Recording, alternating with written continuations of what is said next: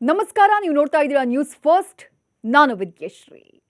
ಈ ದೇಶದ ಅತ್ಯಂತ ಶ್ರೀಮಂತ, ಜಗತ್ತಿನ ಕುಬೇರರ ಸಾಲಿನಲ್ಲಿ ನಿಲ್ಲುವಂಥ ರಿಚೆಸ್ಟ್ ಪರ್ಸನ್, ಲಕ್ಷ ಕೋಟಿಗಳ ಒಡೆಯ ಮುಖೇಶ್ ಅಂಬಾನಿ ಕಣ್ಣೀರು ಹಾಕಿದ್ದಾರೆ.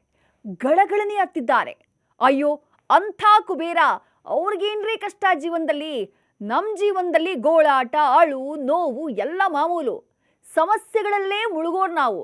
ಆದರೆ ಬೇಕಿದ್ದು ಬೇಕಾದ ಕ್ಷಣದಲ್ಲಿ ಕಣ್ಮುಂದೆ ತರಿಸಿಕೊಳ್ಳುವಂಥ, ಸ್ವರ್ಗವನ್ನೇ ಕ್ಷಣದಲ್ಲಿ ಸೃಷ್ಟಿ ಮಾಡುವಂಥ ಸಾಮರ್ಥ್ಯ ಇರೋ ಈ ಕುಬೇರ್ನಿಗೆ ಏನ್ರೀ ಕಷ್ಟ ಅಂದ್ರ? ಅವ್ರಿಗೆ ಯಾಕ್ರಿ ಕಣ್ಣೀರು ಅಂತ ಕೇಳ್ತೀರಾ?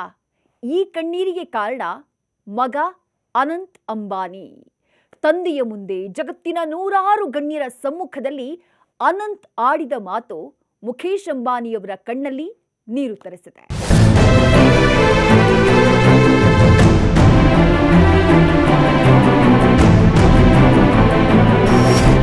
ನಿಮ್ಗೆಲ್ಲ ಗೊತ್ತೇ ಇದೆ, ಗುಜರಾತ್ನ ಜಾಮ್ನಗರ್ನಲ್ಲಿ ಅನಂತ್ ಅಂಬಾನಿ ಮದುವೆಯ ಪ್ರೀ ವೆಡ್ಡಿಂಗ್ ಸಂಭ್ರಮ ನಡೀತಾ ಇದೆ. ಸಂಭ್ರಮಾಚರಣೆ ಬಗ್ಗೆ ಎರಡು ಮಾತಿಲ್ಲ ಬಿಡಿ. ಸ್ವರ್ಗಾನೇ ಧರೆಗಿಳಿತೇನೋ ಅನ್ನೋವಷ್ಟು ವೈಭವ. ಹಾಲಿವುಡ್, ಬಾಲಿವುಡ್ನವರೇ ಜನಸಾಮಾನ್ಯರಂತೆ ಓಡಾಡ್ತಿದ್ದಾರೆ. ಇದೇ ಕಾರ್ಯಕ್ರಮದಲ್ಲಿ ಮುಖೇಶ್ ಅಂಬಾನಿ ಕಣ್ಣೀರು ಹಾಕಿದ್ದು ಅದು ಮಗನ ಮಾತು ಕೇಳಿ. ಇಷ್ಟಕ್ಕೂ ಮಗ ಅನಂತ್ ಅಂಬಾನಿ ಅಂಥದ್ದೇನು ಹೇಳಿದ್ರು, ಅದನ್ನ ಭಾಷಾಂತರಿಸಿ ಹೇಳ್ತೀನಿ ಕೇಳಿ. ಥ್ಯಾಂಕ್ ಯು ಅಮ್ಮ, ನೀನು ನಂಗೋಸ್ಕರ ಮಾಡಿರುವಂಥ ಎಲ್ಲದಕ್ಕೂ ಥ್ಯಾಂಕ್ ಯು. ಇದೆಲ್ಲವೂ ಸೃಷ್ಟಿಯಾಗಿದ್ದು ನನ್ನ ಅಮ್ಮನಿಂದ, ಬೇರ್ಯಾರಿಂದಾನೂ ಅಲ್ಲ. ಕಳೆದ 4 ತಿಂಗಳಿಂದ ನನ್ನಮ್ಮ ಪ್ರತಿದಿನ 18ರಿಂದ 19 ಗಂಟೆ ಕೆಲಸ ಮಾಡಿದಾಳೆ. ಅದಕ್ಕಾಗಿ ನಾನು ಅವಳಿಗೆ ಕೃತಜ್ಞನಾಗಿದ್ದೇನೆ. ನನ್ನನ್ನು, ರಾಧಿಕಾಳನ್ನು ಖುಷಿಪಡಿಸೋಕೆ ಜಾಮ್ನಗರಕ್ಕೆ ಬಂದಿರುವಂಥ ನಿಮ್ಗೆಲ್ಲರಿಗೂ ಧನ್ಯವಾದಗಳು. ನಿಮ್ಗೇನಾದರೂ ತೊಂದರೆ ಆಗಿದ್ರೆ ನಮ್ಮ ಎರಡೂ ಕುಟುಂಬಗಳನ್ನು ಕ್ಷಮಿಸಿ. ಈ ಕ್ಷಣಗಳನ್ನು ಇಷ್ಟೊಂದು ಸುಂದರಗೊಳಿಸಿದ್ದಕ್ಕೆ ನಾನು ಅಪ್ಪ, ಅಮ್ಮ, ಅಣ್ಣ, ಅಕ್ಕ, ಬಾವ, ಅತ್ತಿಗೆ ಎಲ್ರಿಗೂ ಧನ್ಯವಾದವನ್ನು ಹೇಳ್ತೀನಿ. ಯಾಕಂದರೆ ನಮಗೋಸ್ಕರ ಕಳೆದ 2-3 ತಿಂಗಳಿನಿಂದ ಎಲ್ಲರೂ ಪ್ರತಿನಿತ್ಯ ಬರೀ 2-3 ಗಂಟೆಯಷ್ಟೇ ನಿದ್ದೆ ಮಾಡ್ತಿದ್ದಾರೆ. ನಿಮಗೆಲ್ರಿಗೂ ಗೊತ್ತು, ನನ್ನ ಜೀವನ ಕೇವಲ ಹೂವಿನ ಹಾಸಿಗೆ ಆಗಿರಲಿಲ್ಲ. ನಾನೂ ಯಾತನೆ ಅನುಭವಿಸಿದ್ದೀನಿ. ಸಾಕಷ್ಟು ಆರೋಗ್ಯ ಸಮಸ್ಯೆಗಳನ್ನು ಎದುರಿಸಿದ್ದೀನಿ. ಆದರೆ ನಮ್ಮಪ್ಪ ಹಾಗೆ ಅಮ್ಮ ಯಾವತ್ತೂ ನಾನು ಇಂಥ ಸಮಸ್ಯೆಯಿಂದ ಬಳಲ್ತಿದ್ದೀನಿ ಅಂತ ಭಾವಿಸೋದಕ್ಕೆ, ನೊಂದ್ಕೊಳ್ಳೋದಕ್ಕೆ ಅವಕಾಶ ನೀಡಲಿಲ್ಲ. ಅಪ್ಪ ಅಮ್ಮ ಯಾವತ್ತೂ ನನ್ನ ಜೊತೆಗೆ ನಿಂತಿದ್ದಾರೆ. ನಾನೇನು ಮಾಡಬೇಕು ಅಂತ ಯೋಚನೆ ಮಾಡ್ತೀನೋ ಅದನ್ನು ನಾನು ಮಾಡಿ ಮುಗಿಸೋ ಹಾಗೆ ನೋಡ್ಕೊಳ್ತಾರೆ ನನ್ನ ಹೆತ್ತವರು. ನನಗೆ ನನ್ನ ಅಪ್ಪ ಅಮ್ಮ ಏನು ಅನ್ನೋದು ಇದರಿಂದಲೇ ನಿಮ್ಗೆ ಅರ್ಥ ಆಗಿರುತ್ತೆ. ಹಾಗಾಗಿ ಆ ದೇವರಿಗೆ ನಾನು ಆಭಾರಿಯಾಗಿದ್ದೀನಿ. ಅನಂತ್ ಅಂಬಾನಿ ಭಾವುಕರಾಗಿ ಮನ ತುಂಬಿ ಹೀಗೆ ಹೇಳ್ತಾ ಇದ್ದಂತೆ ನೆರೆದಿದ್ದವರು ದೊಡ್ಡದಾಗಿ ಚಪ್ಪಾಳೆ ತಟ್ಟಿದ್ರು. ಆದರೆ ತಂದೆ ಮುಖೇಶ್ ಅಂಬಾನಿ ಕಣ್ಣೀರು ಒರೆಸ್ಕೊಳ್ತಾ ಇದ್ರು. ಮಗನ ಮಾತಿನಿಂದ ಕಣ್ಣಿಂದ ಜಾರಿದಂಥ ಆನಂದ ಭಾಷ್ಪ ಅದು. ಚಿಕ್ಕ ಮಕ್ಕಳಂತೆ ಹೃದಯ ತುಂಬಿ ಹತ್ತು ಬಿಟ್ರು. ಎಂಥ ಸನ್ನಿವೇಶ ನೋಡಿ. ಕೋಟಿ ಕೋಟಿ ದುಡ್ಡು ಮಾಡಿದಾಗಲೂ ಮುಖೇಶ್ ಅಂಬಾನಿ ಹೀಗೆ ಆನಂದ ಭಾಷ್ಪ ಸುರಿಸಿಲ್ವೋ ಏನೋ. ಆದರೆ ಮಗನ ಮಾತು ಮುಖೇಶ್ ಅಂಬಾನಿಯ ಹೃದಯವನ್ನ ತುಂಬುವಂತೆ ಮಾಡಿಬಿಡ್ತು. ಆನಂದ ಭಾಷ್ಪ ಸುರಿಸೋ ಹಾಗೆ ಮಾಡಿಬಿಡ್ತು. ಎಷ್ಟೇ ಹಣ ಇದ್ರೆ ಏನು ಹೇಳಿ, ಒಬ್ಬ ತಂದೆಗೆ ಮಕ್ಕಳು ಒಳ್ಳೆಯವರಾಗಿರಬೇಕು ಅಲ್ವಾ?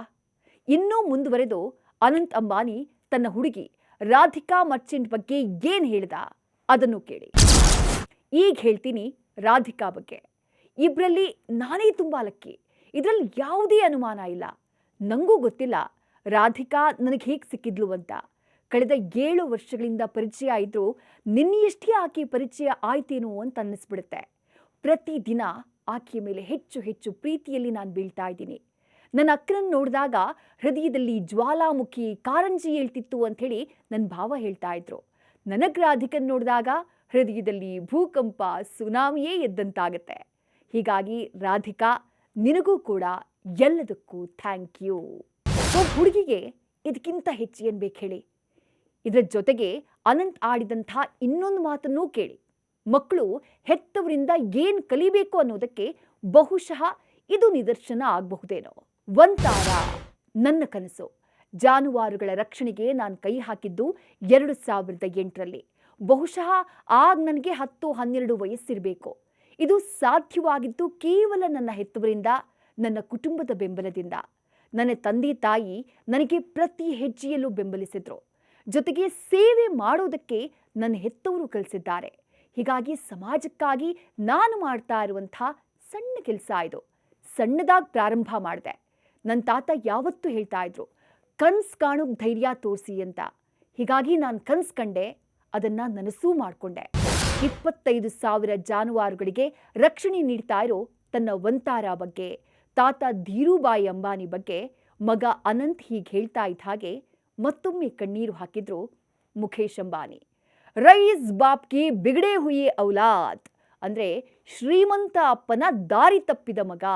ಇದು ಸಾಮಾನ್ಯವಾಗಿ ಶ್ರೀಮಂತರ ಮಕ್ಕಳ ಬಗ್ಗೆ ಜನ ಹೇಳೋ ಮಾತು. ಆದರೆ ಮುಖೇಶ್ ಅಂಬಾನಿ ಹಾಗೆ ಪತ್ನಿ ಅನಿತಾ ಅಂಬಾನಿ ಈ ವಿಚಾರದಲ್ಲಿ ಸಕ್ಸಸ್ ಆಗಿದ್ದಾರೆ.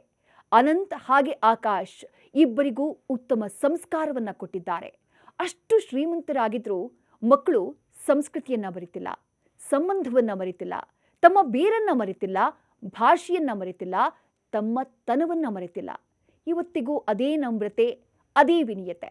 ಅಷ್ಟು ದೊಡ್ಡ ಬಿಸ್ನೆಸ್ ನಡೆಸ್ತಾ ಇದ್ರು ಹೆತ್ತವರಾಗಿ ಮುಖೇಶ್ ಅಂಬಾನಿ, ಅನಿತಾ ಅಂಬಾನಿ ಗೆದ್ದಿದ್ದಾರೆ ಅಂದರೆ ಬಹುಶಃ ತಪ್ಪಾಗ್ಲಿಕ್ಕಿಲ್ವೇನೋ. ಇದಾಗಿತ್ತು ಈ ಹೊತ್ತಿನ ವಿಶೇಷ. ಕ್ಷಣ ಕ್ಷಣದ ಮಾಹಿತಿಗಾಗಿ ನೋಡ್ತಾ ಇರಿ ನ್ಯೂಸ್ ಫಸ್ಟ್, ನಿರ್ಭೀತಿಯಿಂದ ನಿಮ್ಮ ಪರವಾಗಿ.